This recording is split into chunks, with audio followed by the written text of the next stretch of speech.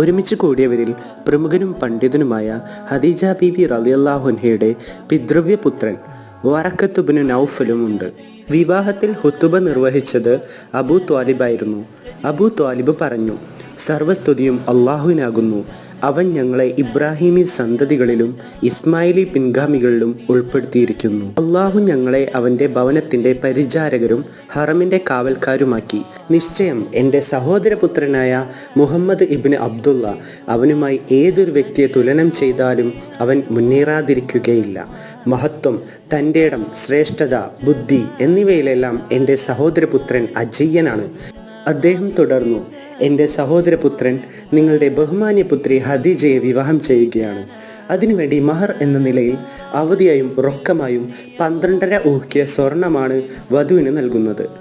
500 ദിർഹം സ്വർണം. ചില പണ്ഡിതന്മാർ രേഖപ്പെടുത്തിയത് 20 ഒട്ടകങ്ങൾ എന്നാണ്.